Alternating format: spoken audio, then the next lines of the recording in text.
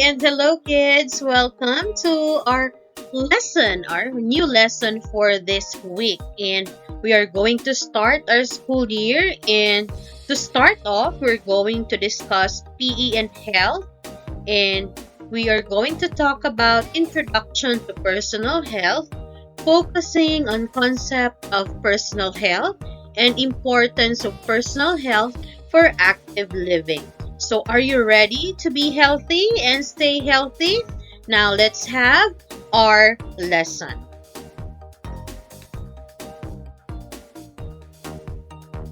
For today, you are expected to explain the concept and importance of personal health for active living. So after this lesson, you will be able, no, you are expected to explain the concept and importance of personal health for active living.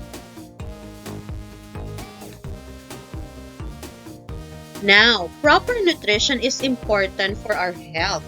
This lesson will help you understand the importance of eating right. So, why is it important for you as a learner, as a child, to eat right or to eat healthy foods? So, we are going to talk about that and expound on that as we go along with our discussion.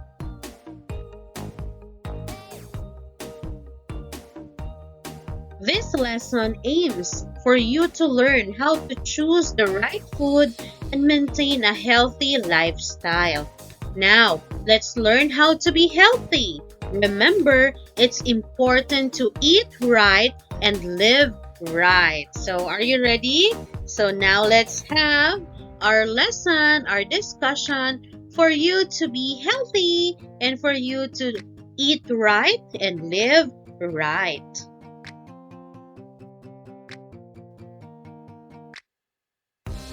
To start our discussion, I want you to examine the picture of the two children and answer the following questions. Okay, we have here Roel and Mark.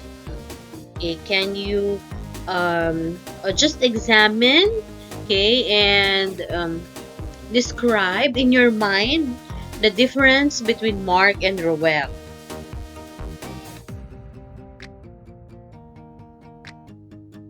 Okay, now, what do you notice and see in the picture of Mark and Roel?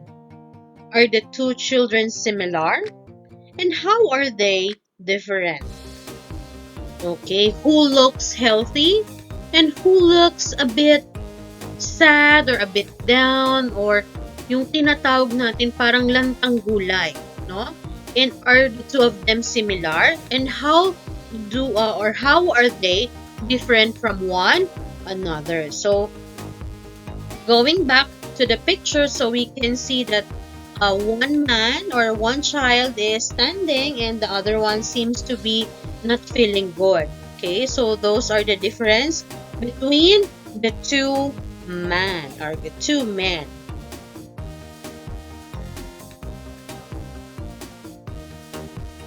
Now, what do you think might be the reason for their differences?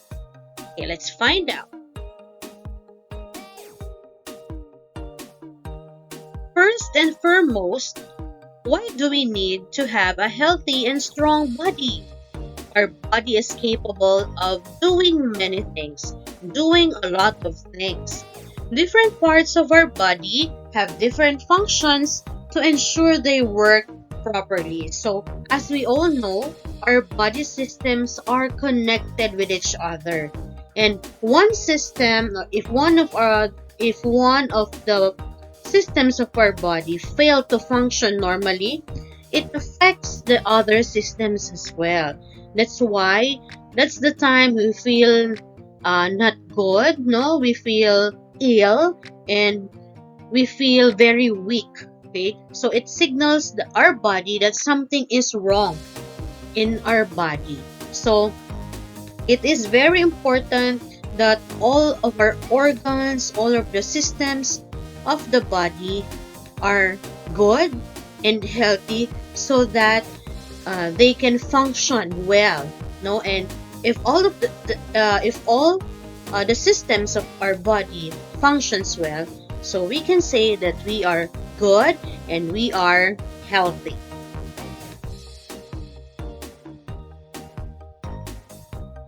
When our bodies are strengthened and made healthier, it makes everyday tasks easier. Now, you will learn about the concept of malnutrition. Okay, so 'di ba, kapag tayo ay healthy, pakiramdam mo ang dali-dali mong nagagawa yung mga bagay na gustong-gusto mo. At madali mo natatapos yung mga bagay na dapat mong gawin. Pero kapag masama ang pakiramdam mo, parang ayaw mong kumilos, gusto mo nakahiga ka lang. Parang ang bigat-bigat ng iyong pakiramdam. Pero, kakaiba naman yun, iba naman yung may sakit ka, at iba naman yung malnourished ka, yung parang kulang ka sa nutrisyon. So, for the day, we're going to learn about concept of malnutrition.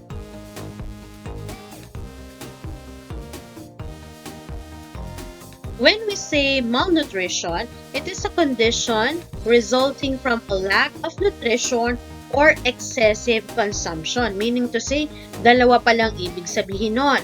Kapag kulang ka sa nutrisyon at sobra ka naman sa pagkonsumo ng food.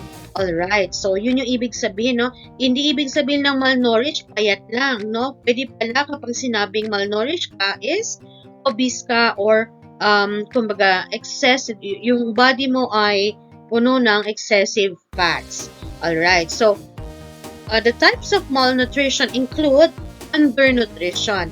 This type of malnutrition results from not getting enough protein. So, kulang sa timbang, and at the same time, sakitin kasi nga hindi nakakakuha ng sapat na protina yung ating katawan. So, that's why we feel weak, no? Kapag kapag ang condition ng katawan mo is undernutrition.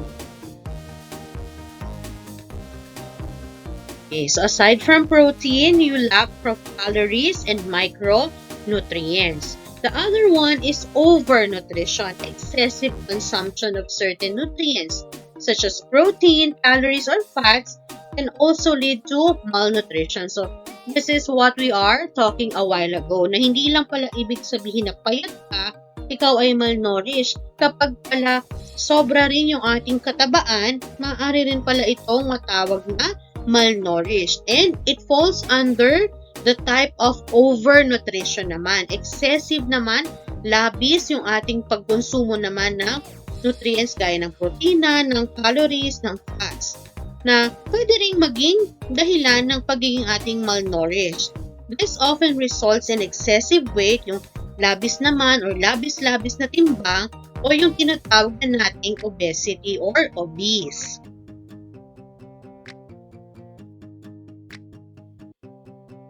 Okay, so ito raw si Rowell, no? Undernourished naman siya. Normal ang hair, pero yung mukha niya parang matanda, no? Mapayat, manipis yung kanyang muscles, and walang halo siyang taba. Kumbaga, yung tinatawag nating butot balat. No? Yung kapag hinawakan mo yung skin niya, halos makapamo na rin yung kanyang buto. Okay, so, excuse, that is undernourished.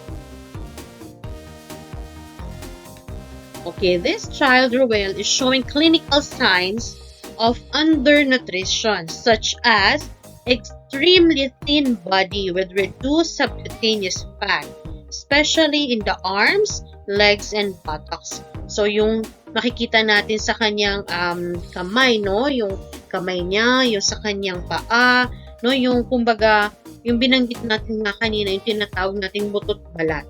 No? Parang wala na siyang taba sa kanyang, wala ng layer ng fats under sa kanyang skin. Okay, lack of appetite or interest in eating or drinking. Increased risk of getting sick and loss of fat and muscle mass. So, syempre, yung ganong klase ng katawan, so they are really prone to getting sick. Yung mga, kumbaga, sakitin, no? But then, there are also children who are, hindi sila mataba, hindi rin naman sila payat, but they are, payat sila, pero hindi sila sakitin, no? So, iba-iba talaga yung kondisyon ng katawan ng bawat bata. Hindi kumbaga, there's no one size that fits all. Kumbaga, ang bawat isa ay may kanya-kanyang characteristics, no? Tinatawag mo siyang malnourished, pero sa paningin mo malnourished siya, pero for that child, hindi naman siya malnourished kasi hindi naman siya sakitin, no? Never siyang sinipon, hindi naman siya inuubo, never siyang nilalagnat. Siguro ganun lang talaga yung composition ng kanyang katawan. Pero when we say malnourished, kitang-kita mo kasi matamlay, no? Matamlay yung bata, laging nagkakasakit, halos hindi na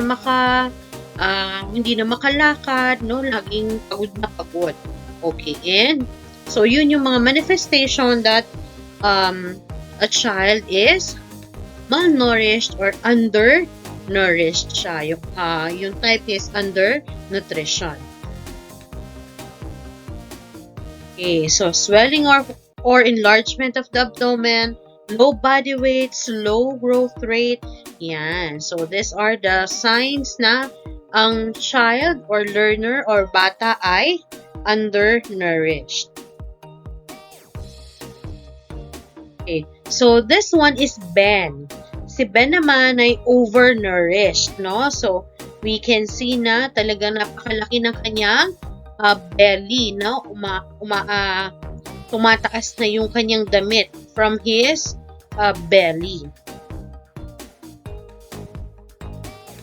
This child, Ben, is showing clinical signs of overnutrition, such as obesity. A condition where Ben has excessive fat in his body. So, sobra-sobra naman yung kanyang fat sa katawan. Kung yung kanina, wala halos siyang taba sa kanyang katawan, for this example, siya naman ay napakarami, no? Over and over naman yung kanyang fat sa katawan. And of course, yung labis na kapayatan, labis na katabaan, lahat yan ay masama, 'di ba? Over the limit. Yung pag over the limit yung kapayatan, then over the limit din yung katabaan, so laging hindi yun maganda, no? So laging prone to sickness.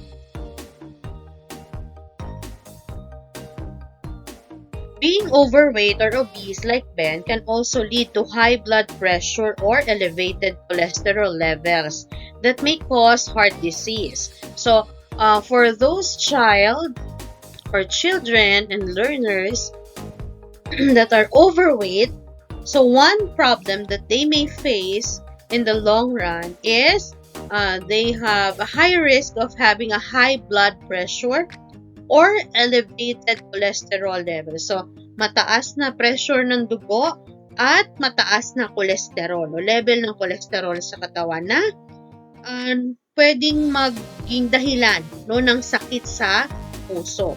The effects of Ben's obesity can be prevented by eating nutritious foods and regular exercise. So, yan. So, of course, yung malnourishment ay ating magagamot.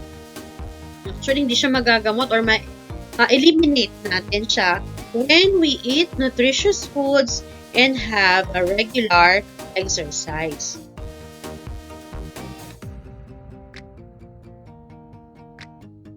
Okay.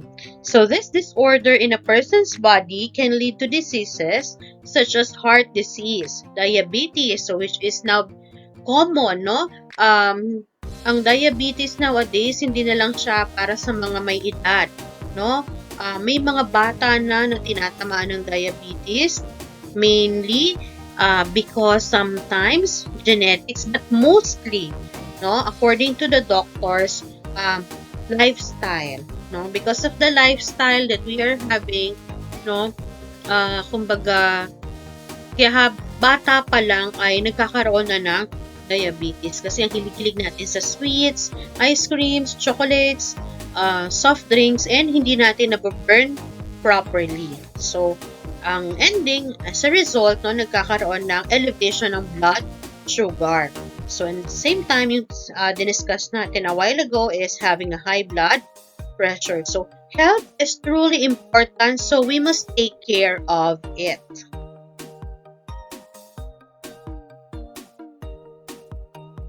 A person with discipline in their body and health can have a strong body that helps to avoid diseases.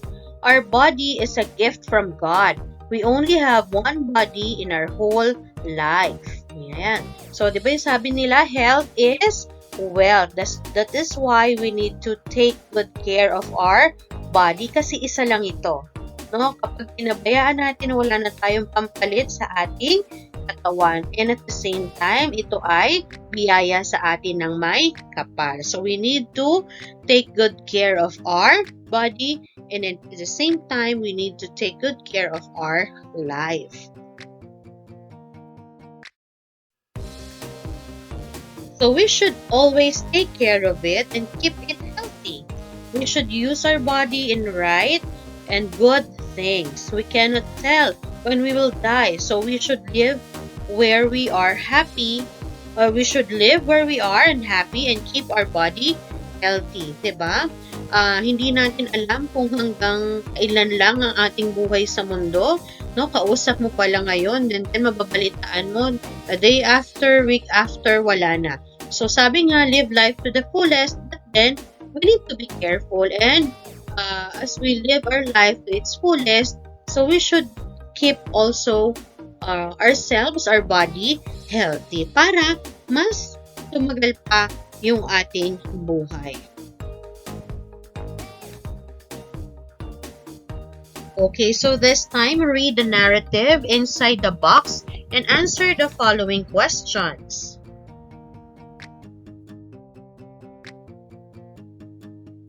Okay, ang pamagat ay M. Si M ay walang ganang kumain. Siya ay payat at matamlay. Siya rin ang pinakamaliit sa kanilang klase. Madalas, tanghali na kung siya ay gumising, kaya lagi siyang nagmamadali sa pagpasok sa klase. Madalas na hindi rin siya nakakapag-almusal. Malayo at naglalakad lamang siya kapag pumapasok, kaya pagod at hinang-hina na siya pagdating sa paaralan. Inaantok siya at hindi niya maunawaan ang kanilang aralin. Sa tahanan, kanin na may sabaw na tubig at asin lang ang tanghalian niya dahil sa kahirapan ng kanilang pamilya. Nagkasakit si M at sinabi ng doktor sa Barangay Health Center na siya ay malnourished o kulang sa nutrisyon. Okay, so let's answer the question, what does M look like? Ano ba kayang sa tingin mong itsura ni M? No, payat na payat, bagsak ang balikat, no, matamlay, mahina marahang kumilos, no? And how do you think they feel? No? Kung ikaw na isang estudyante, no, kakain ka ng wala kang choice, kumain ng kanin na may sabaw na may asin lang dahil sa kahirapan. So what nutrients would you get from that? So although we know na ang kanin is carbohydrates, but our body needs protein for us to work, no? Especially yung muscles natin. Kailangan ng protein para makakilos tayo ng masigla. And dahil nga walang sapat na protina na nakukuha si M, so sinabi nga ng doktor sa barangay na siya ay malnourished. So sinagot na natin kung anong kinakain niya. And what illness does M have? So malnourished siya, no? Kasi nga, and once you are malnourished, mas madali kang kapitan ng sakit kasi bumababa ang ating immune system. So what is lacking in M's diet? Of course, vitamins, minerals, fats, and proteins, no? Protein is very important talaga sa katawan dahil it gives us energy to do work, no? So, as a child, kailangan nyo pa rin ng enough proteins to be able to do the things that you need to do for the day. Now, please select which of the pictures below represent nutritious foods. Place in column A and which represents unhealthy foods. Place in column B. So, do this in your answer sheet. So, we have here okay, so we have here the picture or sets of foods. So now, column A for healthy foods and column B for unhealthy foods. So you know the drill, no? Which of these foods are healthy and which of these are unhealthy. So we have carrot, cupcake, soft drink, corn, sorbetes, junk food, fish, meat, and apple.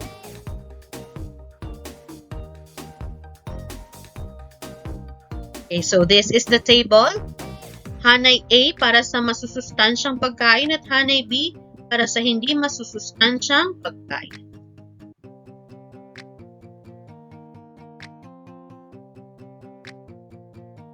Okay, so how would you describe a healthy child? Describe a healthy child based on your understanding. Create a word map on your answer sheet and answer the question, what is malnutrition? Now, being explained to you the meaning of healthy, no? And unhealthy, yung pagiging malnourished. So, how do you understand a healthy child? No, paano mo ba may papaliwanag based on your understanding, batay sa iyong pag-unawa? Paano mo mailalarawan ng isang batang malusog? Okay, and try to create a word map on your answer sheet at sagutin mo yung tanong na what is malnutrition?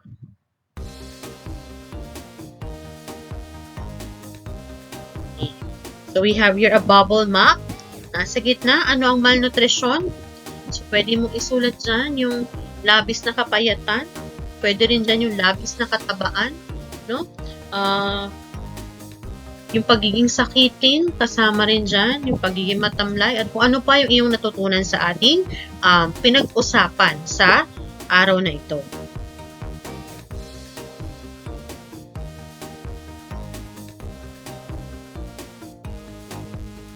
Okay, so examine the pictures below. Please put a check mark or place a check mark on the picture that shows nutritious food and cross mark if it is not.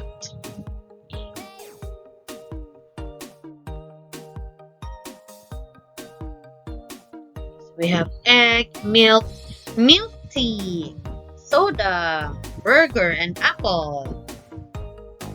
Lahat masarap, no? But the question is, healthy ba silang kainin?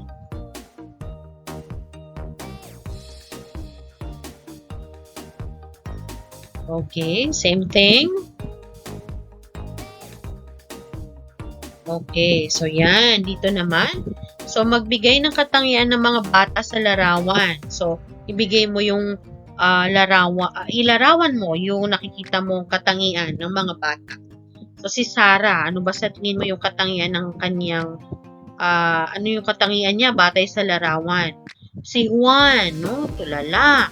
Si Tonyo na naglalaro ng luksong tinik.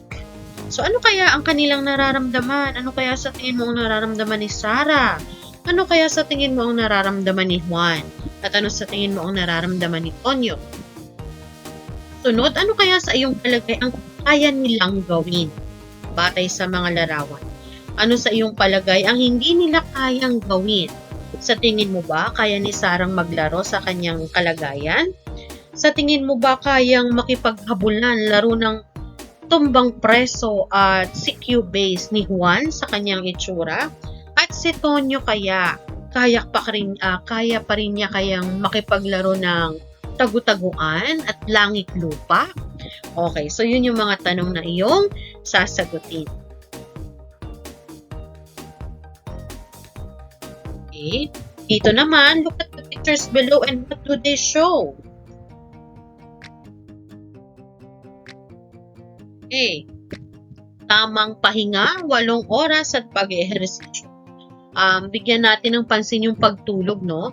Napakahalaga para sa isang bata na makatulog ng 8 oras, no? 8 oras o higit pa sa isang araw o at least 8 hours a day.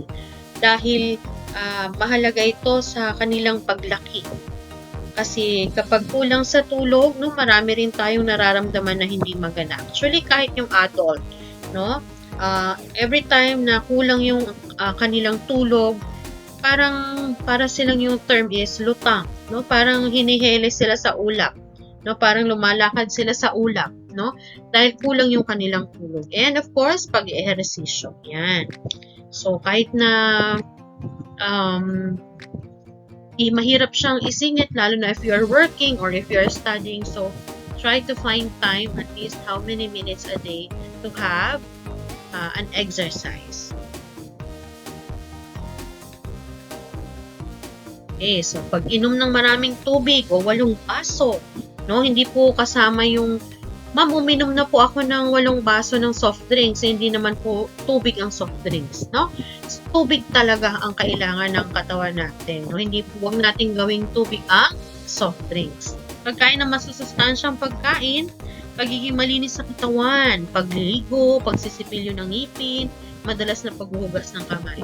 So, nakita natin yung kahalagahan nito, no? Lalo na nung dumaan tayo sa pandemya na talagang kailangan nating maghugas ng kamay upang hindi kumalat yung sakit, no? Lalo na kapag airborne yung sakit na gumagala or yung lumaganap that time.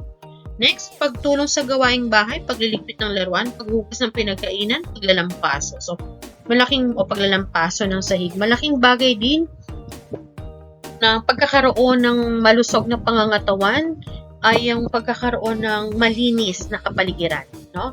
Kapag malinis ang ating bahay, wala tayong kalat, wala tayong mga hugasin na nakatambak, wala tayong mga kalat na nakalagay sa paligid, hindi tayo lalamukin, no? Kapag hinuhugasan nating maigi ang ating mga pinagkainan, hindi tayo makakakuha ng sakit mula sa mga bakterya, no? At iba pa.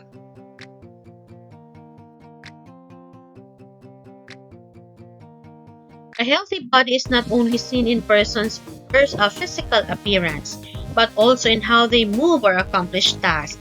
When a person has a healthy body, they become productive in everything they do. Siyempre, kapag masigla ka, no, lahat ay kaya mong gawin ng wasto at tama. Kasi kapag matamlay ka, parang kulang yung effort mo to finish the job, or kung hindi man natatapos mo yung gawain pero hindi yung at your best. 'Di ba? Parang basta mo na lang siyang natapos dahil hindi maganda ang iyong pakiramdam. Pero if you're healthy, lahat ng nagiging product mo for that day ay very good and outstanding. Nagagawa mo ng tama at yung the best of your ability yung iyong gawain. The characteristics of a healthy child include being lively, masayahin, masigla, joyful, energetic, punong-puno ng energy, active, malikot, intelligent, matalino, bibo, no, strong, malakas, at pagkakaroon ng magandang physique or pangangatawan. These are the children who eat nutritious foods and avoid foods that harm the body. Regular body cleaning or daily bathing also helps. This is accompanied by drinking 8 glasses of water and sleeping for 8 hours or more each night. Siyempre, kapag hindi ka pa nakakaligo, no, parang tamad na tamad yung pakiramdam mo. Pero kapag malinis na yung katawan mo, nabuhusan ka na ng tubig, nakaligo ka na, no, parang feeling mo energized ka na for the day. Another way for a child to stay healthy is to exercise daily or help with household chores. Look at the pictures. Circle the foods the children like. The children like you should eat to have a healthy and strong body. Okay. So we have here samples of food. So ano ba dyan yung pwede mong kainin to be healthy? So meron tayong kalabasa, fries, loaf of bread, hotdog sandwich, itlog, bananas, chicharon, cheese. So parang meron tayong ditong sinabawang gulay, and we also have chips. Okay, another activity for you is create a schedule for your entire week that will help you become energetic and healthy. Like for example, upon waking up, no, magbabrush ng teeth, no, magmumumog, and before going to breakfast, magja-jumping jack ka muna, for example, ng 10 times or something like that. So copy the table onto a full sheet of paper and stick it on your refrigerator or wall. This is the example of the table that you're going to do. So, table 1 or yung unang hanay, araw, anong oras mo gagawin, at ano yung gawain na iyong gagawin. So, meron kang table dyan, parang set of schedule mo for the day.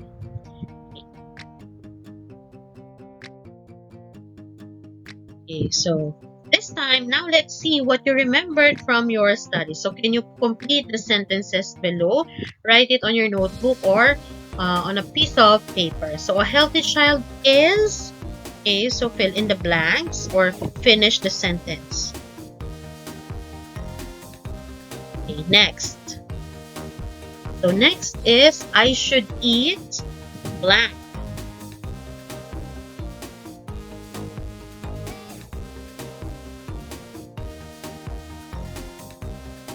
Next, activities like blank can help in keeping the body healthy.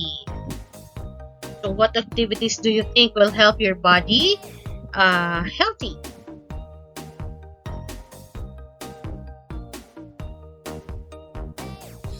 Okay, so another, I think this is the last activity. Read and understand each statement. Draw a happy face if it indicates having a healthy body, and sad face if it does not indicate having a healthy body. Okay. Number 1, physical body is neither overweight nor underweight, but rather appropriate for their height and age. Number 2, active in household chores and school activities.